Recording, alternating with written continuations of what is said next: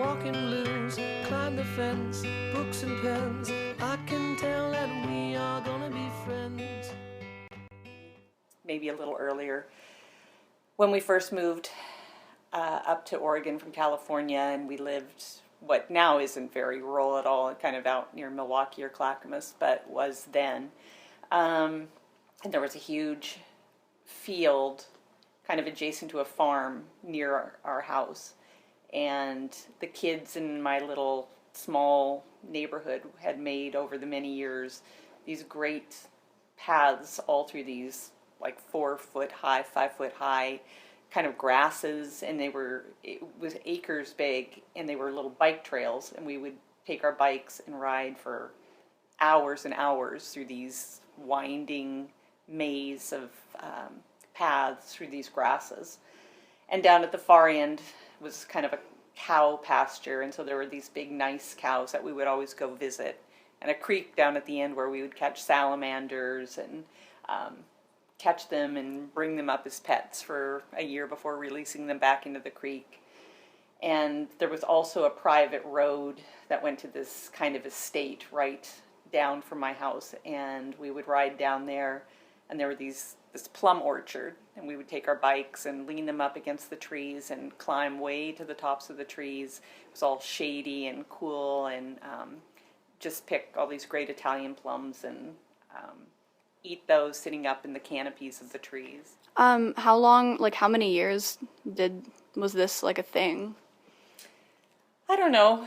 I mean, it's really hard to remember that too. I'm sure it was a number of years, but then when I was around, I guess in 6th grade is when I got a horse, and so that kind of was the end of the bike riding, and I would spend my days at the stables riding my horse every day, and so I had a whole different set of adventures after that. Yeah, it was probably just around the time when I might have been leaving, sometime in middle school.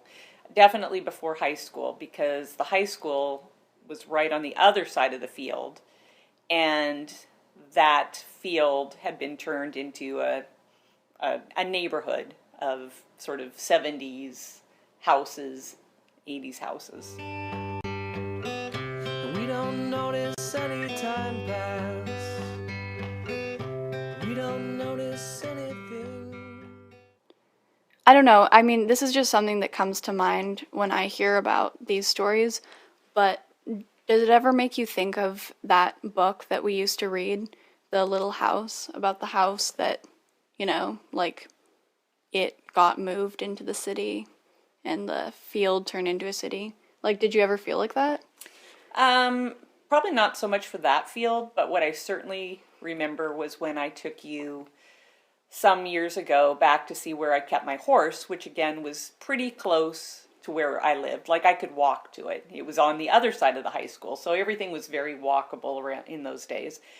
And where I had kept my horse was this just a private residence that had a stable for 10 horses and a riding arena and a bunch of acres. And I remember taking you to see it, and the stable, the fields, everything was gone. The original house was still sitting there, but it was completely surrounded by houses that had been built in like the late 90s and kind of neighborhood streets. Nothing you would have ever thought there had ever been horses and jumps and a stable and tack rooms, nothing at all. Just this one lone house that was from a different era sitting in the middle of all these, late 20th century homes. Did that make you sad at all? Yeah, it was really sad. And then I remember the park too, that Clackamas Park or whatever it was called, where there was a riding arena and we used to have classes and things there. That was all completely gone and turned into baseball fields. And all of that made me feel really kind of melancholy. Well, thank you for letting me interview you, and always lovely to hear your memories. Thank you.